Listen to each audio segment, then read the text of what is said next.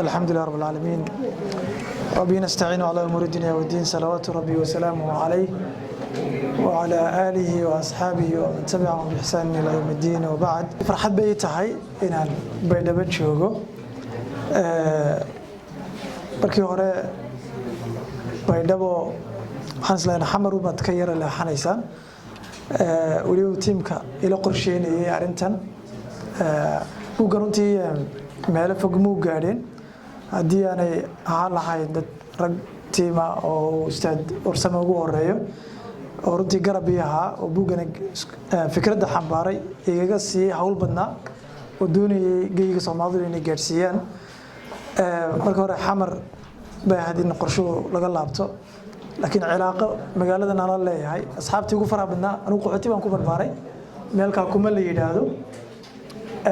أصحابتي وفرها بدنا الله برباري صاحبة هي مساجد محاضرات كيو كلمة ذاك ودي قلت شيرني دليل روحها هاي ديجا كان كسر كذا معلمين القرآن كي بري معاني القرآن كي بلابي معاني القرآن كي دميبة ديجا كان بكسر كذا marka cilaaqo gooniya runtii oo gaar ah khaasiya baan la leeyahay deegaanka runtii waan aad ugu farxay markan maanta imi magaalada saatidada muxuu ahaa dhalinyarada markay kaxeeyeen magaalada nageeyeen qurux fara badan mar walba magaalo walba warsamo iga hormara hadalku iga hormara quruxdii aan sheegi lahayn iga hor sheega لكن مقالة مستقبل قروح بدن له وياه مقالة مستقبل قروح بدن له سادو آمن سنتين مقالة دينا سادو آمن سنتين لهجد في مايجا أو رنتي تاريخ بدن تذكر حنا نقول اللي هي إن أركتهن آمن سن لهجد مايجا إنه أصلي هاي إن لقى عم بتبيحين kalsoonida iyo udoodida iyo u istaagida afka runtii maanta aad baan la tacajabay intaan asxaabtiis la joognay meelaha aan mareynay kulli af may baa lagu hadlay waxa kale la yaa waxay ahayd anagoo martiya oo la rabay xogaa inaad noo yara naxariisataan markii la yidhi maxaa tiri mise may baa loo wada coday كله ورسمون بملاني أنا فاهمين أنا كدوات تضباطن سداتن برسنت وفاهمية وأصحابتي دي بقى بري من كوالي شري لكن ويله مركان أنت أنا رنتي عاد بينكم بقادين يا لا شد ما يجوا لا شد لا أوجوده لا بلاغة لا سجانة محاترية عبد الله منصور بوجي ستاريخ ذا أفكا برشاد الصومالية وحكوا رمية إن أفماي وليه دوري طبعا أفجري هلكو أف محاترية اللي إلى كوبي طبعا أفجرين وليه مركا أفماي جاب كهذا نصل لكن عدة للربعين يكون كل صناعته وأمنته أو ضد أو حقوق قرطة مقالوا عليه شيء قرار كنا أدويريا عدة الربع دينا وحقوق قرين وبرشاد الثقافة الدينية الجدينة أوجد بين عدنا إذا ما هالكاس كوي كانيا منا حنا قاضيه سامين وين وضد كان فردار تانو أنك سوتش الجوراجا نودوكتين دومينس كيو ملول بس سيدي وسامينيا مركارين تاسرمتي هاد بندي كوب قاعدينيا هالكاس كسي ودانو هذا حقن كوكوبنا لكن الريح دام بندي كودي رجلي وإحنا كقرطان بوشة كلنا تجارسيسان رنتي مرة إن كلمة دار قلا بو قاعدين كآخرين دونا هدي ولا يرادو لكن جوركو ومؤسسة وجود أدوين وحى مؤسسة الدنيا كتير ومؤسسة جور رئيسي تاني نبي الله آدم عليه السلام جوركو هدف معها لا تكون تبدأ جوركو حوار كأنه هدف فيها واللي بجوركو ما أركان عروس كوار كان قف مالك وعروسه بس مالنتي قف مالنتي دي بالله جودا مال ما قرش بدن بالجريان مالنتي دي بالله هذا جوركو معها هدف معها ووسيلة ويان ووضل مرة غاية كوين باجرتا أو أيقوين تا إلهي سبحانه وتعالى إلى رأي القليو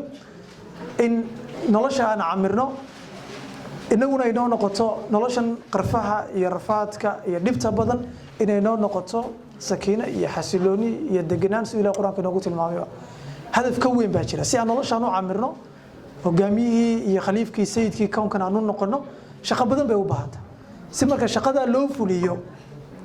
ayaa mid ka mid waxa weeye waa ahdaafta laga leeyahay guurka Ilaahay subhanahu wa ta'ala xikmadu kala in la isku nasto oo ilmo la dhalo ubadkan ay ka soo baxaan guri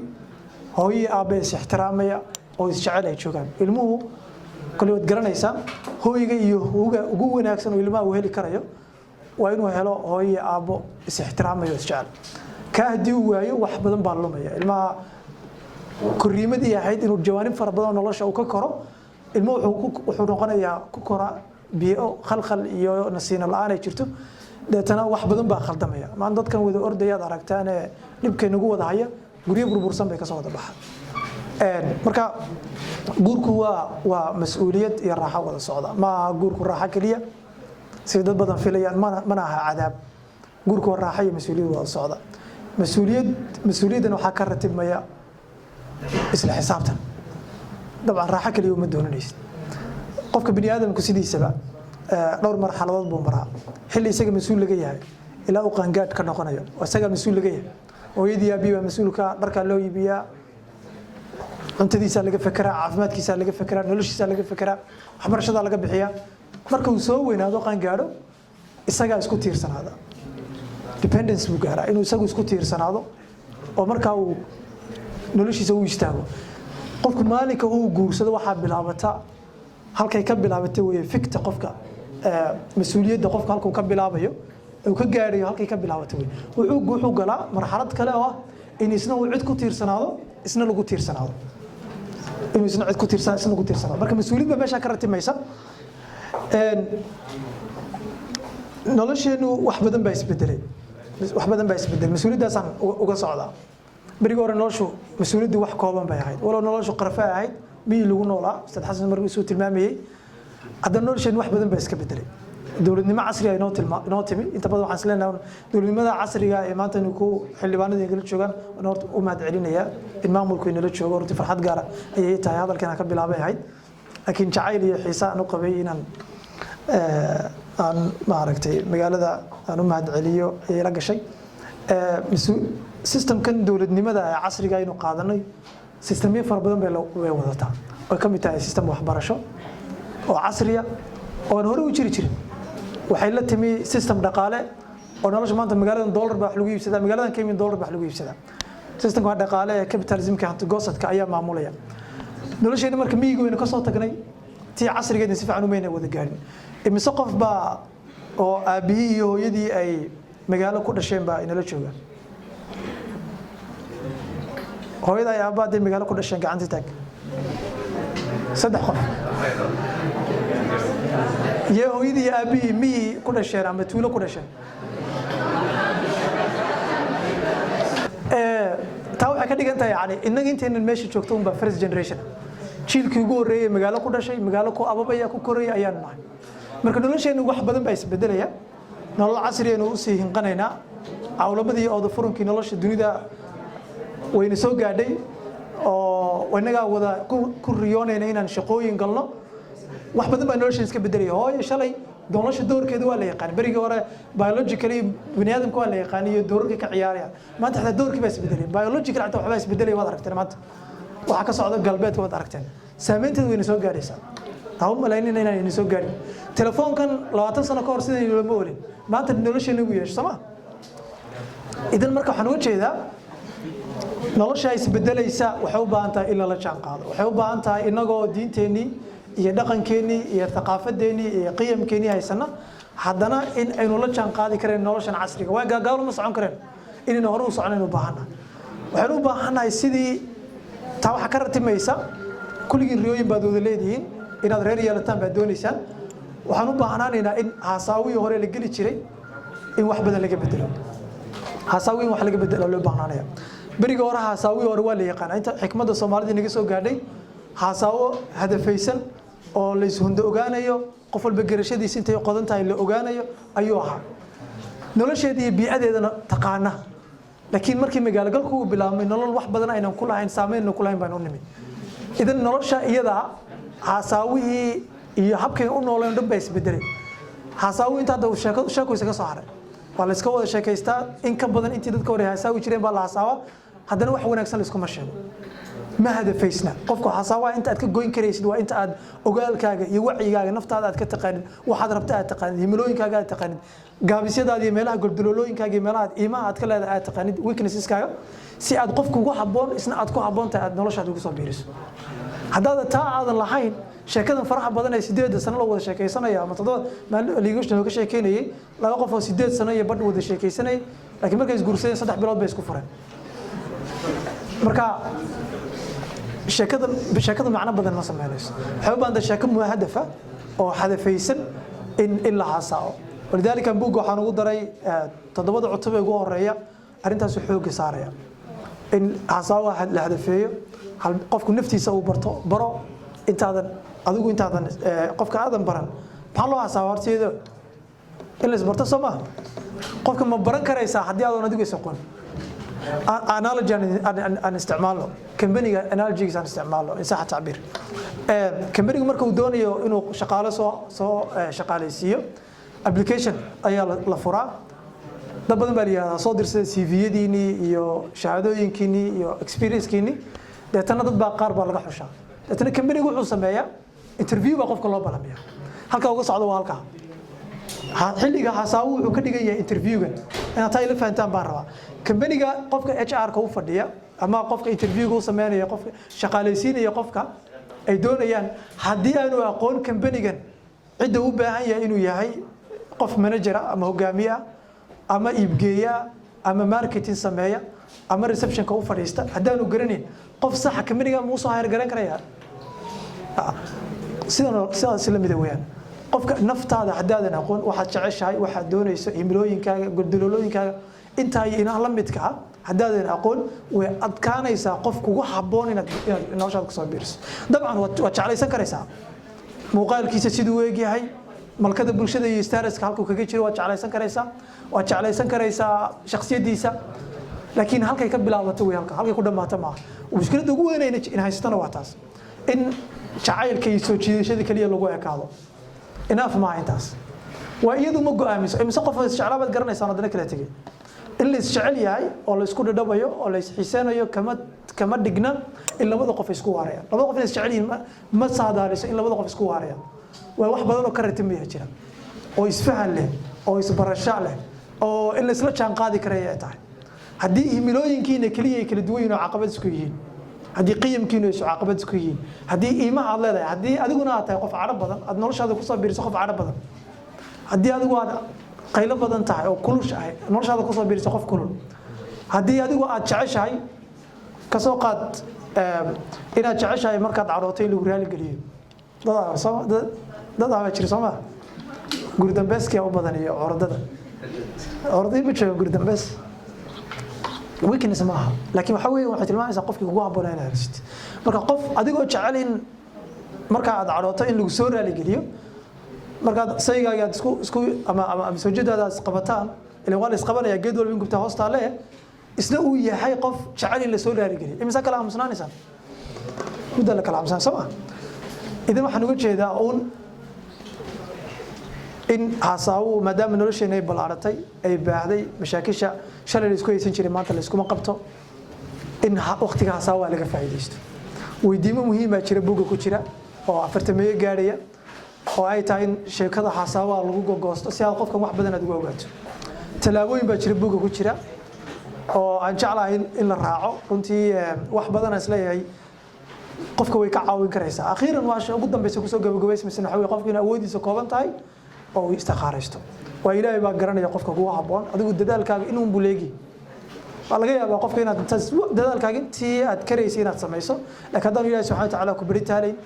oo garabkaaga taagnayn ku doorin ka dooraada yaqaan ta doora rabba yaqaan haddii adigu aan ilaahay ku doorin waxa weeye waxa laga yaabaa in wax badan ay ku hagaagi waayaan nolosha haasaawaha intiina badan waxa laga yaabaa inaad weli idan reer yeelan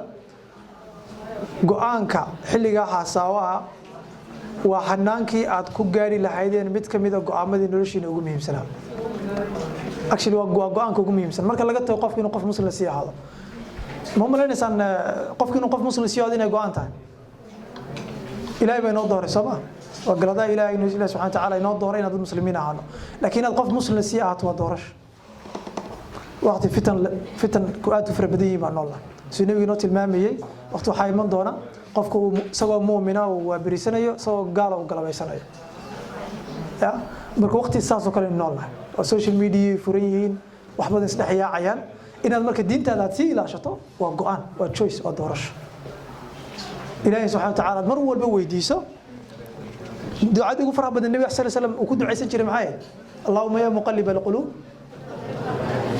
nabi way ilaahay subhanahu wa ta'ala uu doortay jannadii buu galeeyaa oo ilaahay ugu bishaareeyay haddana ilaahay ducada ugu faraha badan uu weydiisanay taas ah inagu xageenu joognaa marka waxaan uga jeedaa go'aanka marka laga soo tago go'aanka labaad ee ugu muhiimsan in noloshaada aad gaadhaysid waa go'aanka aad ku dooranayso qofka aad nolosha la wadaagayso uu ka muhiimsan yahay guriga qasriga aad iibsanayso maanta aad qasri magaalada ka dhisanayso go'aan inta lag waqti inta lag kaaga baahay fikir inta lag kaaga baahay dhaqaale inta lag kaaga baahay walwal iyo soo jeed lag kaaga baahay inaad ka fikirto guriga meesha ka dhisan lahayd 200 oo 300 oo dollar baad gelinaysaa guriga isaga uu ka muhiimsan yahay qofka aad nolosha la wadaagayso doorashada qofka aad nolosha la wadaagayso uu ka muhiimsan yahay gaariga aad iibsanayso uu ka muhiimsan yahay faculty-ga jaamacadda aad dooranayso waayo intaba waad samaysan karaysaa cidda waxa saameynta ku yeelanaya way qofka aad nolosha la wadaagayso haddii idin isku adduun arag ahayn haddii idin thaqaafadiina isku soo dhaweyn haddii idin qiyamkiina isku soo dhaweyn haddii iimihiinu aanay kala gedisnayn haddii aanay jirin wax xiiseen isu soo dhawaad ka wada sheekaysan karaysaan ood kaga digi rogataan روتينka nolosha ee caruurtiisa yihiin inteena badan mushkiladeena waa la isjeclaanayaa waa la xiisaa la isu guursanayaa 2 sano 3 kadib waa la siira khilaafaya maraaxil baa jirta guurka uu maro marxalada ugu horeyda dadka hadaan ay ka gudbina waxay ku soo ururtaan noloshooda sida hooyooyin badan iyo aabayaal far badan aad aragteen in caruurta la isku korsado hooyooyin badan iyo aabayaal badan nasiib xumo caruurteena isku korsadaan bay soo leeyihiin caruurtana bay isku fiirsadaan taana wax badan lagu ma soo saari karayo haddaan labada qof aanay ka dhaxayn wada sheekaysi isfahan sida uu oxygen-ku bini aadamku ugu yahay la'aantii aan u noolaan karin ayaanu xiriirka gurigana iyo qoyskuna aanu u noolaan karin oxygen-kiisu u yahay in la wada hadlo wada hadal haddaan wada hadal aanu jirin xirfadii wada hadal ka daari jirin xirfadii mushkilada ay timaado sidii loo xalin lahaa aanay jirin oo la kala dudo wax badan baa xumaanaya si kastoo jacayl wanaagsan u soo jiray geedka uu hagaasaya oo jacaylku uu ziyaadaa وانا نسقاما برتيس iskama joogo inuu waxaan iska filanaa in jacaylka la isu guursado gabdhuhu inta badan waxay ka calaacalaan waa noo sheekeyn jirtay wiilku waa soo sheekeyn jiray oo afkiisa macaana halkan ku jecel u lahaa dadna guriga markii la yimaado of course kuriime u baahan tahay in halkii laga sii wada u baahan tahay halka kaliya kuma eka marka go'aanka waxa weey waa go'aanka ugu muhiimsan nolosha la gaarayo in laga fiirsado sida ugu wanaagsan aad uga fiirsan karaysan waxa weeye in dadaalkaaga aad la timaadid oo ugu horeyso inaad taqaan naftaada qofka hadaan aqoon waxa uu rabo waxa uu doonayo waxaanu doonayn qiyamkiisa himilooyinkiisa imisa gabdhood baa doonaya inay jaamacad ka baxay imisa jaamacad doonaya inay ka baxaan hamar gacanta inoo taagan imisa ka baxay su'aashaada weydiiyay idin gabdhaha kuma jirtaan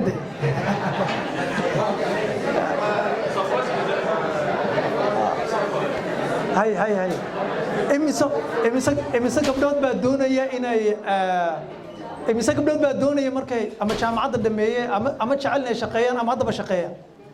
إمسا قبضات بشقيان أما شعلنا شقيان شقيان هذا مركي جامعة الدمية هم صفة عن عندنا وقتها صفة عن عندنا وقتها إمسا ويل بدونية قبل قرقة وشوكت الماء وكريس قاعد تاجده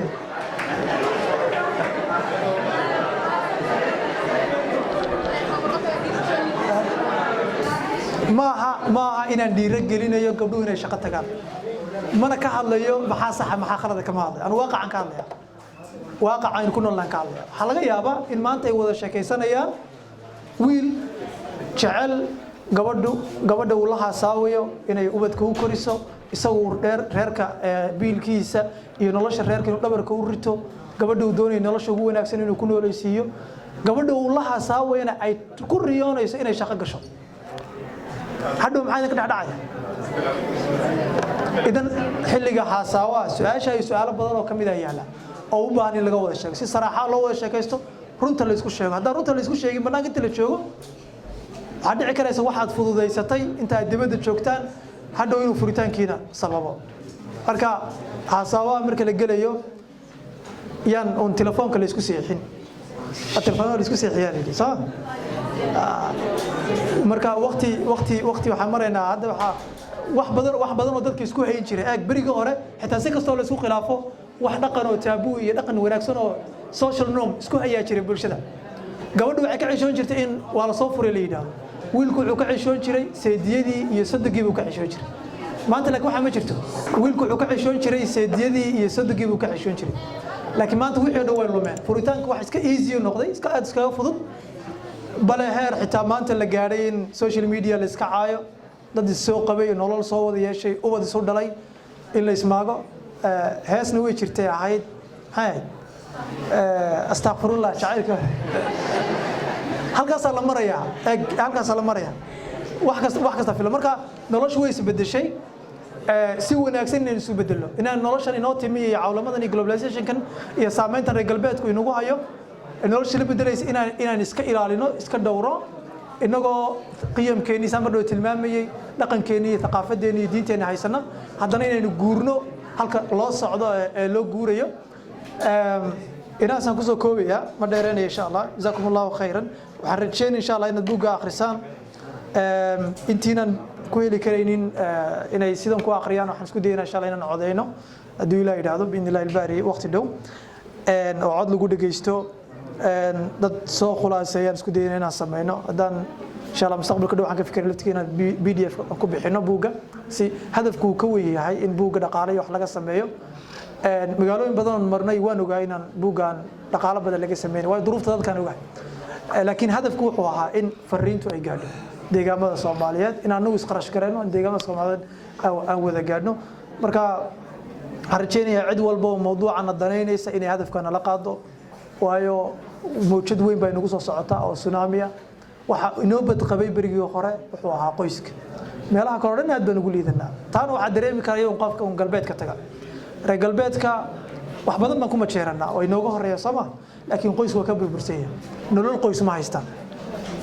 waxay isku dilayaan khamriga u cabayaan u baaba'san yihiin waa qoyskii institutionkii ugu weynaa bini'aadamku ku xasili lahaa si uu noloshan iyo Ilaahay subhanahu wa ta'ala mas'uuliyaddan uu saaray u gudan lahaayeen kiiba ka burburay aniguna waxa ii muuqdo waxa weey ka inuu inaga nagu soo socdo waa cawlamadu ma kala harayso sida ay nolosheena maanta gabdheenu 10 sano ka hor su'aasha hadaan weydiin lahayaa shaqeynaya halga yaaba hal gabadh ka fikir lahayd laakiin maanta 10 sano kadib 10 sano soo socda kadib maxay isbedeli karayaan marka taan in loo diyaar noqdo mas'uuliyadda la qaado la xambaaro waxa ugu yar aad bulshadaada u qaban karayso waxa weeye inaad goldololooyinkaaga aad ka maarayso xirfadaha adigu aad yeelato culayskaaga adigu aad ka dulqaado bulshada haddaad maanta guur aad ka gashidoo aad gabadhii kala tagtaan amre guurku waa wax waxa weeye Ilaahay subhanahu wa ta'ala baneeyay weyn waa xal haddana waa xuluush Ilaahay subhanahu wa ta'ala baneeyay mid uu Ilaahay subhanahu wa ta'ala ugu neceb yahay weeyaan marka inaad noloshaad ku soo biirisid caruur fara badan oo waxa ka fiican inaad caruurta yar la soo kordhisay hooyo iyo aabbo is jecel guriga ku barbaarayna aad u samayso insha Allah mas'uuliyadda inaad wada qaadnaa rajeynaya maanta xasaawahaaga oo wanaajiso qayb weyn oo kamid waxa weey ummadda waxtar u sameynaysa xirfadood barato aqoonaad yeelato intaadan gaadhinba inaad ummadda kale wax tarto waxa ugu yaraad tari karayso waxa weey adiga inaad culayskaaga aad bini'aadamkaan u soo gudbin culayskaaga wuxuu soo gudbi karaa inaad istuurto oo stress iska yeelato hadhownaad caruur farbeenta soo daayso xaaska inaad kala tagteen in caruurta meelaha iska maraan mas'uuliyaddan in ragga waliba xagga raggan ku dhaliilaya in mas'uuliyadda la qaado gabdhuhuna way isbedel far badan baad sameynaysaa bal isbedelka ragga inaad la yiro sugtaan xogaa yar iyadana waan codsan lahaa way meel fog bayaan ka soo soconnaa haddaan ragnahay waa dareemaysaan inta gabadha doonaysa inay shaqayso isbedelka socda ragguna waxaa laga yaabaa badidood saad gacmahaad ka wada arkayseen say u taagayeen waxay ka wada fikirayaan in gabadhu ay guriga joogto sidii la yaqaanay hooyooyinka ma ka wada fikirayna jecelnahay gurigeena inay joogto sidii hooyadeena oo kale idinkuna waxa weeye isbedel xawaaro ayaad la haysataan insha Allah waxaan rajeynayaa in mas'uuliyaddan wada qaadno waxaan rajeyn insha Allah inaad buuggan aad akhriyi doontaan kaliya ma buuggan laakiin waxaan jeclahay in maadaama xirfadihii nolosha ay farabateen berigii hore nolosha urursanayd xirfado badan muhiim ma ahayn laakiin maanta soft skills-ka ka muhiimsan hard skills-ka in badan oo kamid ah hard skills-ka xirfadaha adag ee jaamacadaha lagu barto waxa ka muhiimsan soft skills oo ugu yartahay in dugmadaada iyo diirad saaridaada focuskaaga aad ilaaliso xilli waxaan noolnahay yani qofka laga ganacsado qofka diirad saaridiisa iyo focuskiisa iyo dhugmadiisa waxaan leeyahay attentionkiisa laga ganacsado waxa company aad aragteen billionaireska YouTube Facebook waxaad aragteen waxa weey waxa ka ganacsada waa attentionkeena weeyaan waa attentionkeena laga iibiyaa kambaniyada dunida yaal in attentionka ay kaliya aad maareyso laftigeedu waa xirfad maanta ay tahay inaynu barano xirfadaha kumanaanka kuna inaynu barano kuwa qoyskana aynu barano buugan kaliya inaad akhrisaan maana waxaan qabaa inaad wax kastoo la xiriira arrimaha qoyska iyo xirfadaha la xiriira iyo kuwa noloshaba inaad basataan aad baad maasantihiin ilaahay subxaanahu wa ta'aala inaga dhigo min alladina yastami'una alqawla فيتبعون أحسن. جزاكم الله خيرا. السلام عليكم ورحمة الله وبركاته.